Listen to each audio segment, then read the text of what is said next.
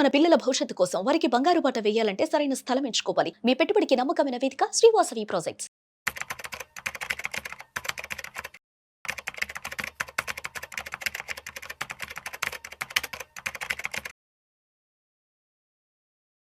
అనిల్ గారు నమస్తే సార్. నమస్తే విష్ణు గారు. సార్, గత వారం రోజులుగా యావత్ భారతదేశం మొత్తం ఎక్కువగా చర్చించుకున్న విషయం ఇండిగో సంక్షోభం. ఎస్. సో ఏంటి అసలు ఇప్పుడు ఇండిగో సంక్షోభం అనేది ఎంతవరకు వచ్చింది, ఎప్పటికి ఫుల్ స్టాప్ పడే అవకాశం ఉంది, అసలు ముఖ్యంగా ఇండిగో యాజమాన్యానికి డీజీసీఏకి ఎక్కడ చెడింది, అండ్ ఈ ఎపిసోడ్ అంతా చూసిన తర్వాత అసలు కేంద్ర ప్రభుత్వం ఆయా విమానయాన సంస్థలపైన ఎటువంటి చర్యలు తీసుకునే అవకాశం ఉందంటారు? ఇప్పటి వరకు డియోపోలి నడుస్తుంది ఇండియాలో. ఒకటి ఎయిర్ ఇండియా, తర్వాత ఇండిగో. సో మరి ఈ డియోపోలిని నియంత్రించడానికి కేంద్ర ప్రభుత్వం ఎటువంటి పటిష్టమైన చర్యలు తీసుకునే అవకాశం ఉందంటారు? సో ఒకటి ఏంటంటే, మనం ఫస్ట్ బ్యాక్గ్రౌండ్ చూసుకుంటే ఏంటంటే, ఇండిగో ఒక వారం 10 రోజుల ముందు ఒక 12 to 14 డేస్ బ్యాక్ నుంచి ఒక 2000 నుంచి 5000 ఫ్లైట్స్ క్యాన్సిల్ చేసింది. అండ్ ఆల్సో ఒక 1400 వరకు డీలే చేసింది ఫ్లైట్స్ని. సో ఇవన్నీ కూడా మోస్ట్లీ డొమెస్టిక్ ఫ్లైట్స్ మాత్రమే. అందుకే వేలాది మంది ప్రయాణికులు ఢిల్లీ ఎయిర్పోర్ట్ కానీ, ముంబై కానీ, బెంగళూరు కానీ, హైదరాబాద్ కానీ, ఈ 4 ఇండిగోస్కి మేజర్ హబ్స్. అన్ని చోట్ల ప్రయాణికుల విమానాలు సడన్గా క్యాన్సిల్ అయ్యాయని, ఏది క్యాన్సిల్ అయింది ఏది క్యాన్సిల్ అవ్వలేదు కూడా తెలియకుండా, సో అనే విషయం లాస్ట్ మినిట్ వరకు కూడా ఎటువంటి ఇన్ఫర్మేషన్ సరిగ్గా లేకుండా కానీ ఇదంతా జరిగింది. సో ఇదంతా ఎందుకు జరిగింది అనేది very important. Background is very important. Background ఏంటంటే, ఏదైతే డీజీసీఏ ఏదైతే ఉందో అదొక ఎఫ్డిటిఎల్ అంటే ఫ్లైట్ డ్యూటీ టైం లిమిటేషన్. అంటే ఫ్లైట్ డ్యూటీ చేస్తున్న పైలట్లు కానివ్వండి, స్టాఫ్ కానివ్వండి, ఎక్కువగా పనిచేస్తూ ఉన్నారు చాలా ఎయిర్లైన్స్లో. అంటే రికమెండెడ్ ప్రపంచవ్యాప్తంగా ఒక ఇన్ని గంటలు, ఒక టైం స్లాట్, ఒక పర్టికులర్ టైం స్లాట్ కన్నా కూడా అమౌంట్ ఆఫ్ టైం ఒక 1 వీక్లో 35 hours 40 hours కానీ అట్లా లిమిటేషన్స్ ఉన్నాయన్నమాట డిఫరెంట్ కైండ్ ఆఫ్ ఆపరేషన్స్కి. అది ప్రభుత్వం అనేది ఒక 1 year నుంచి ముందు నుంచి నోటీస్ ఇస్తూ ఉంది. మీరు మార్చుకోవాలి, కావాల్సి వస్తే ఎక్కువగా రిక్రూట్ చేసుకోవాలి పైలట్స్ని, మళ్ళీ స్టాఫ్ని అని. మిగిలిన ఎయిర్లైన్స్ మోర్ ఆర్ లెస్ అన్నీ కూడా ఆ రూల్స్కి తగ్గట్టు అడాప్ట్ చేయడం మొదలుపెట్టాయి ముందు నుంచి. బట్ కన్సిడరింగ్ ఏమైంది, ఈ ఇండిగో వచ్చేసి నియర్లీ 60% మార్కెట్ షేర్ ఉన్న కంపెనీ. 64% ఆల్మోస్ట్ వాళ్ళదే ఉంది మేజర్. 2/3 కంపెనీ అదే ఉంది. వీళ్ళేంటి, మాకేం కాదులే, మేమే మార్కెట్ లీడర్స్ అని ధీమా ఒకటి. ప్రభుత్వం మనం చెప్పినట్టు ఉంటుంది, ఎందుకంటే మేము లేకపోతే వర్కే అవ్వదు ఎయిర్లైన్ ఇండస్ట్రీ ఆ పరిస్థితి తీసుకొచ్చారు వాళ్ళు. సో మార్కెట్ షేర్ అలా ఉంది. ఎవరు తీసుకోవట్లేదు కాబట్టి వాళ్ళు అన్ని స్లాట్లు వాళ్ళు లాగేసుకున్నారు, వాళ్ళ ద్వారా వాళ్ళు రన్ చేస్తూ ఉన్నారు. సో ఒక్కోసారి ఏంటంటే టూ బిగ్ టు ఫెయిల్ అయితే ఇదే ప్రాబ్లం అనమాట. టూ బిగ్ అయ్యాక ఏంటంటే మనం నడిపించవచ్చు డీజీసీ అని, అది గవర్నమెంట్ బాడీ, రెగ్యులేటెడ్ బాడీ, వాళ్ళ దాని ప్రకారమే ఏవియేషన్ సెక్టర్ అనేది రన్ అవ్వాలి లెక్క ప్రకారం. వీళ్ళు టూ బిగ్ అయ్యారు కాబట్టి కూడా కొద్దిమంది అధికారులు కూడా ఓవర్లుక్ చేసి ఉంటారు అండ్ సీరియస్గా తీసుకోలేదు. ఒక్కసారి ఎప్పుడైతే డెడ్ లైన్ దగ్గరికి వచ్చిందో వాళ్ళు ఈ ఇంటరప్షన్ చేశారు. ఈ ఇంటరప్షన్ కూడా ప్లాన్డ్గా చేయలేదు, ముందు చెప్పలేదు. అదొక పెద్ద ఇష్యూ.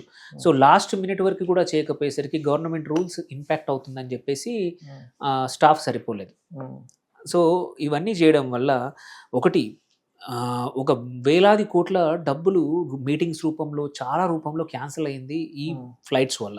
ఎందుకంటే చాలామంది ప్రయాణికులు అనేది వెళ్ళలేకపోయారు తమ గమ్యస్థానాలకు, వాళ్ళ మీటింగ్స్ చేసుకోలేకపోయారు, పెద్ద పెద్ద కాన్ఫరెన్స్లు క్యాన్సిల్ చేయాల్సి వచ్చింది. ఇంటర్నేషనల్ ఫ్లైట్స్ ద్వారా వచ్చిన వాళ్ళు స్టాండ్ అయిపోయారు. అక్కడ నుంచి మళ్ళీ సొంత డబ్బులతో వెహికల్ మాట్లాడుకొని వాళ్ళ డెస్టినేషన్స్కి, ముంబైలో కానీ, ఎందుకంటే ఇంటర్నేషనల్ ఫ్లైట్స్కి పెద్దగా ఇబ్బంది అవ్వాలి, వాటికి ఏమి ఇబ్బంది అవ్వలేదు కాబట్టి ఎయిర్పోర్ట్లో దిగి అక్కడ నుంచి ప్రైవేట్ వెహికల్స్లోనో, ట్రైన్లోనో వేరే రకంగా ఇబ్బందులు పడుతూ తమ ఫైనల్ డెస్టినేషన్స్కి రీచ్ అయ్యారు.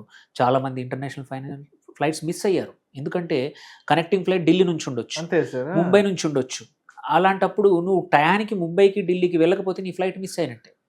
సో అట్లా చాలామంది డబ్బులు పొడగొట్టుకున్నారు, 1000 కోట్ల డబ్బులు పోయాయి ప్రయాణికులై. అంటే సార్ చెప్పాలంటే ఎయిర్లైన్స్ చరిత్రలో ఇంతటి దుర్మార్గమైన, దౌర్భాగ్యమైన సన్నివేశం అనేది గత వారం రోజుల క్రితం చూసాం. ఇప్పటి వరకు జరగలేదు. కొన్ని లక్షల సంఖ్యలో ప్రయాణికులు ఎయిర్పోర్ట్లలో పడిగాల్పులు కాల్చి, తిండి నీళ్లు లేకుండా, ఎయిర్పోర్ట్ నుంచి బయటకు వెళ్ళడానికి వాళ్ళకి సరిగ్గా కనెక్టివిటీ లేకుండా, నిజంగా చాలా చాలా దారుణమైన సంక్షోభాన్ని పబ్లిక్ కూడా చూశారు. ఇందులో కూడా చూస్తే ఇంకొక యాంగిల్ ఏంటంటే ఈ IndiGo CEO and top management అందరూ కూడా foreigners, foreigners. Whereas lower management flight Hmm. ఎయిర్పోర్ట్లో పనిచేసే వాళ్ళందరూ కూడా కష్టపడి అట్లీస్ట్ ప్రయాణికులకు ఎంత కుదిరితే అంతవరకు ఇన్ఫర్మేషన్ ఇవ్వగలిగారు, హెల్ప్ చేయగలిగారు. బట్ టాప్ మేనేజ్మెంట్ మాత్రం arrogant గా ఉండి ప్రభుత్వానికి అసలు వినకుండా, అసలు ప్రభుత్వానికి సమాధానం చెప్పలేదు. అందుకే ఇంపార్టెంట్ ఇది. ఈ కాన్ఫ్లిక్ట్తో ఇంకోటి నేర్చుకోవాల్సిన అంశం ఏంటంటే Hmm. టాప్ లీడర్షిప్ కానీ సిఇఓలు కూడా మన ఇండియన్స్ అయితేనే ఇండియాకి సంబంధించిన విషయాలు ఆలోచిస్తారు. ఆలోచిస్తే. అప్పుడే తప్ప వేరే వాళ్ళు మన బాధలు కానీ మన మన అంతే కదా, ఇబ్బందులు వేరే వాళ్ళు తెచ్చి ఇబ్బందులు నెత్తి మీద అర్థం పెట్టుకుంటే, చేసుకోలేదు. సో అదొకటి జరిగింది. సో దాంతో పాటు ఏ ఇండస్ట్రీలో కూడా డూఓపోలీ అండ్ మోనోపోలీ లాంటి సిచ్యువేషన్, డూఓపోలీ కూడా కాదు మోనోపోలీ, Hmm. కొన్ని రూట్స్ లో ఇండిగో తప్ప వేరే ఆల్టర్నేట్ లేని రూట్లు చాలా ఉన్నాయి అవును సార్, ఇండియాలో. అవును సార్. సో అలాంటి పరిస్థితి రాకూడదు. అండ్ ఇప్పుడు గవర్నమెంట్ కూడా ముందు నుంచి చేయాల్సింది, DGCA and ministry of aviation రెండు కూడా చేయాల్సింది ముందు నుంచి యాక్ట్ చేయలేదు, వాళ్ళని కంట్రోల్ చేయలేదు. Hmm. హోప్ఫుల్లీ ఇప్పుడు ఏంటంటే ఆల్రెడీ మీరు అన్నట్టు యాక్షన్ ఏం తీసుకుంది. ఇంత ఇబ్బందులకి ఇంతమందికి ఇబ్బంది గురించి చేశారు, ఇన్ని ప్రజలందరికీ కూడా ప్రయాణికులందరికీ కూడా చేశారు కాబట్టి ఆల్రెడీ 5% ఆఫ్ వింటర్ షెడ్యూల్ ఏదైతే ఉందో ఫ్లైట్స్ అన్నింటినీ వాళ్ళ పర్మిషన్స్ కట్ చేసేసారు ఇండిగోకి. ఎగ్జాక్ట్లీ. అండ్ ఆల్సో ఫస్ట్ 5 అన్నారు, తర్వాత దాన్ని 10% చేశారు. అంటే కొంత ఇండిగో ట్రాఫిక్ నియంత్రించే, ఎయిర్ ట్రాఫిక్ నియంత్రించే కంట్రోల్ జరుగుతుంది. పెనాల్టీ చేసేసి ఆ ఫ్లైట్స్ వేరే ఎయిర్లైన్స్ ఎవరికి అడిగినా కానీ ఇచ్చేద్దామని, ఆ రూట్స్ ఇద్దామని చెప్పారు. సో పీక్ టైమ్ స్లాట్స్ కూడా వేరే ఫ్లైట్స్కి అలొకేట్ చేశారు. అండ్ కొన్ని రోజులకు మాత్రం ఈ FDTL నామ్స్ని ఫిబ్రవరి 2026 వరకు ఇంకొక 3 నెలలు ఎక్స్టెన్షన్ చేసింది. ఇది నాట్ పర్మనెంట్, ఈసారి ఇంకోసారి ఇవ్వము, ఆ లోపల మీరు రిక్రూట్మెంట్ చేసుకొని మీ ఆపరేషన్ స్టెబిలైజ్ చేసుకోమని ఇండిగోకి గట్టి వార్నింగ్ ఇచ్చారు. ఈసారి అసలు వదలం ఇంకా. ఎందుకు ఎస్పెషల్లీ నైట్ డ్యూటీ FDTL అనేది చాలా ఇంపార్టెంట్. నైట్ డ్యూటీ చేసిన పైలట్ పొద్దున పూట డ్రైవ్ చేసినప్పుడు is a danger for himself, ప్రతి ఒక్కరికి కూడా డేంజరే. సో ఇది ఒకటి. అండ్ రీఫండ్స్ ఎస్పెషల్లీ ఇంకోటి ఏంటంటే ఇంతమంది ఫ్లైట్ క్యాన్సిల్ అయినప్పుడు రీఫండ్ చేస్తా అన్నారు. అది ఫాస్ట్ ట్రాక్ చేస్తుంది ప్రభుత్వం అనేది. ఇప్పుడు ఫుల్ ప్రెషర్ పెడతా ఉంది. అండ్ ఆల్సో బ్యాగేజ్ ఎవరి అయితే స్టక్ అయ్యాయో ఆ బ్యాగేజ్ కూడా రిటర్న్ పంపించడం కానీ, అండ్ ప్యాసింజర్తో మాట్లాడడము, అండ్ డీలే అయితే ప్యాసింజర్స్కి ఫుడ్ అరేంజ్ చేయడం కానీ, హోటల్స్ ఇంకా ఎక్కువ డీలే అయితే హోటల్ స్టే అరేంజ్ చేయడం కానీ, వాళ్ళకి వాటర్, బేసిక్ నీడ్స్ అనేది కూడా ఎయిర్లైన్స్ యొక్క బాధ్యతగా ఇప్పుడు కొత్తగా మళ్ళీ రికమెండేషన్స్, రూల్స్ అన్నిటికీ ఇచ్చింది. సో ఇండిగో ఏంటంటే తన వైపు నుంచి మేము స్ట్రాంగ్ అపాలజీ మేము అడుగుతున్నామని చెప్పారు. వాళ్ళ CEO రాశాడు, మీ వీడియో పెట్టాడు. బట్ ఐ డోంట్ థింక్ అంత తొందరగా మర్చిపోరు ఈ ఎపిసోడ్. ఇన్ని సంవత్సరాల ట్రస్ట్, ఇది ఎగ్జాంపుల్ ఏంటంటే ఒక కంపెనీ ఇయర్స్ ఆఫ్ టైంని వాడుకొని మంచి ట్రస్ట్ బిల్డ్ చేసుకోండి. అలాంటి కంపెనీ ఒక 15 సంవత్సరాల యొక్క కష్టాన్ని 15 రోజుల్లో పొడగొట్టుకోవడం అంటే ఇది కేస్ స్టడీ అనమాట. అంటే ఇది చెప్తుంటే ఏం గుర్తుకొస్తుందంటే 100 గొడ్లని తిన్న రాబందు ఒక తుఫానికి పడిపోయింది, కుప్పగూలిపోయినట్టుగా. దాదాపు 20 సంవత్సరాల నుంచి కాపాడుకున్న ట్రస్ట్, ఆ బిలీఫ్ అంతా కూడా ఇవాళ పోగొట్టుకున్నారు. టైంకి వస్తారు అని చెప్పి అన్ని మంచి ఇంత మంచి ట్రస్ట్ అంతా పోయింది. సో వాళ్ళు కూడా ఒక క్రైసిస్ మేనేజ్మెంట్ గ్రూప్ అని తయారు చేశారు. వాళ్ళు మోరార్లెస్ ఇప్పుడు 80% ఆఫ్ ద ఫ్లైట్స్ నిన్నటికి ఆల్రెడీ అయ్యాయి. ఇవాళ సాయంత్రానికి 100% వాళ్ళ ఆపరేషన్స్ రిస్టోర్ అవుతాయని చెప్పారు. 10th సాయంత్రానికి, ఇవాళ 10 సాయంత్రానికి. సో కొత్త FDTL నామ్స్ కూడా మేము అడాప్ట్ అవుతామని చెప్పారు. సో ఇదేంటంటే ఫైనాన్షియల్గా మాత్రం చూసుకుంటే అటు ప్రజలకే కాకుండా ఇండిగో కూడా Q3 అట్లీస్ట్ ఒక 250 కోట్ల వరకు నష్టం వస్తుంది, ఇంపాక్ట్ అవ్వచ్చు క్యాన్సల్డ్ ఫ్లైట్స్ వల్ల అని, రీఫండ్స్ వల్ల, లాంగ్ టర్మ్ బ్రాండ్ డ్యామేజ్ వల్ల అవ్వచ్చు. అట్లాగే కెపాసిటీకి పడిపోయింది. ఇప్పుడు 10% ఫ్లైట్స్ కట్ చేశారు. అవునవును. సో కెపాసిటీ కూడా యూజ్ చేసుకోలేకపోతారు. సో ప్యాసెంజర్స్ కూడా ఇబ్బందే, ఎందుకంటే కొన్ని రూటుల్లో షార్ట్ టర్మ్ పెయిన్, మన కొత్త ఫ్లైట్స్ కొత్త షెడ్యూల్ వచ్చి కొత్త పర్మిషన్స్ తీసుకునేంతవరకు ఇబ్బంది.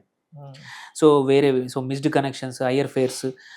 కాకపోతే ఏంటంటే రోస్టర్ ఇప్పటి నుంచి చాలా స్ట్రాంగ్ చేయబోతున్నారు. వాళ్ళ ప్లాన్స్ ఎవ్రీ 3 నెలలది 6 నెలల ముందే ప్లాన్స్ గట్టిగా ఇవ్వాల్సిందే. ఇప్పుడు DGCA ఇంకా వదలదు. ఈ బ్యాక్లాష్ వల్ల, అందరి క్రిటిసిజం వల్ల వాళ్ళు కూడా గట్టిగా అయిపోతారు. అండ్ సైమల్టేనియస్లీ రైవల్ క్యారియర్స్ ఏవైతే ఉన్నాయో, అటు మన ఎయిర్ ఇండియా కానీ, ఆకాశా కానీ, విస్తారా కానీ, వీళ్ళందరూ కూడా కొన్ని స్లాట్స్ పొందే అవకాశం ఉంది ఆపరేటింగ్కి. అండ్ ఆల్రెడీ మార్కెట్ షేర్ కొంచెం క్యాప్చర్ చేసుకోవచ్చు. ఫ్లైట్ రేట్లు పెరిగాయి వాళ్ళకి, ఈ టైం పండుగ వాతావరణం వాళ్ళకి. సో ఆన్ ద హోల్ ఈ ఎపిసోడ్ అనేది ప్లాన్డ్ గా జరిగింది. అనే మాట కూడా ఉంది. డీజీసీ అని బెదిరిద్దాము అని ఇంకొక వర్షన్ నడుస్తా వర్షం ఉంది. నడుస్తుంది. సో అది కూడా నిజం అయి ఉండొచ్చు. ఎందుకంటే మేము అలాగూ 65% మేము 2 రోజులు ఆపరేషన్స్ బ్రేక్ చేస్తే అందరూ మా మాట వింటారు అందరు మా చేతుల్లోకి వస్తారు, అని మాకు తలొగ్గుతారన్న ఆలోచన కూడా ఇండిగో చేసింది. ఇండిగో చేసిందని ఫారిన్ ఎస్పెషల్లీ టాప్ మేనేజ్మెంట్ 5-6 కలిసి చేసింది అని అండ్ డిస్కషన్. ఇంకోటి ఏంటంటే అదే టైంలో రష్యా అధ్యక్షుడు పుతిన్ గారు కూడా భారత పర్యటనలో ఉన్నారు. సో ఇంకొకటి ఏంటంటే అది కూడా మీరు అన్నట్టు డీప్ స్టేట్ అంటాము, వాళ్ళు కూడా దీన్ని ఇబ్బంది పెట్టారేమో అని ఇంకొక థాట్ ఉంది. But what ever it is, నష్టపోయింది ప్రజలు. అందరి డబ్బులు అందరి టైము వాళ్ళకి జరిగింది కాబట్టి డీజీసీఏ కానీ అండ్ డిపార్ట్మెంట్ ఆఫ్ ఏవియేషన్ రెండు కూడా కంపల్సరీ గట్టిగా పనిచేసి ఫ్యూచర్లో ఇలాంటి ప్రాబ్లం రాకుండా ప్రాపర్ రూట్ ప్లానింగ్ చేసుకొని ముందే రోస్టర్స్ తయారు చేసి 6 months అండ్ కొత్తగా వస్తున్న కంపెనీకి ఎంకరేజ్మెంట్ చేసి. సెకండ్ ఇంకోటి ఇంపార్టెంట్ ఏంటంటే వీళ్ళకి పెద్ద ప్రాబ్లం ఫ్యూయల్. ఆ ఫ్యూయల్ మీద హ్యూజ్ ట్యాక్సెస్ తక్కువ చేస్తే ఏంటంటే ఏటీఎఫ్ మీద, అప్పుడు కొత్త కంపెనీస్ కూడా ఈ బిజినెస్లోకి వచ్చే అవకాశాలు ఉన్నాయి. ఎన్ని ఎక్కువ companies especially regional airlines, small అంటే ఒక్కొక్క రీజన్లో సౌత్కి సపరేట్, నార్త్కి సపరేట్, వెస్ట్కి సపరేట్, ఇంకొకటి 2 ఇండియన్ మార్కెట్కి ఇంకొకటి 2 పెద్ద ఎయిర్లైన్స్ వచ్చే స్కోప్ కూడా ఉంది. సో అలా చేసి ఈ ఇండిగోని 30-40% రిస్ట్రిక్ట్ చేస్తే తప్ప ఎప్పుడైనా ఫ్యూచర్లో ఇది రిస్క్తో కూడుకున్న పనే. సో కాంపిటేటర్స్ పెరగాలి, మోర్ ఆపరేటర్స్ రావాలి. ఐఎమ్ షూర్ దీని తర్వాత కంపల్సరీ కొత్త కంపెనీస్ కూడా ఎయిర్లైన్స్ బిజినెస్కి వస్తాయి. అవి కూడా వాటి యొక్క అంటే ఇది ఇన్వెస్ట్మెంట్తో కూడుకున్న పని, పెద్ద అంటే ప్రాఫిటబుల్ కాదు ఇండస్ట్రీ. బట్ ఐఎమ్ షూర్ దీనిలో కూడా కొత్త ఇన్నోవేషన్స్ వచ్చి ఈ ఫియాస్కో తర్వాత కొత్తగా ఎంటర్‌ప్రెన్యూర్స్ రావచ్చు ఈ బిజినెస్లోకి. Right sir. Thank you sir. Thank you so much. Thank you.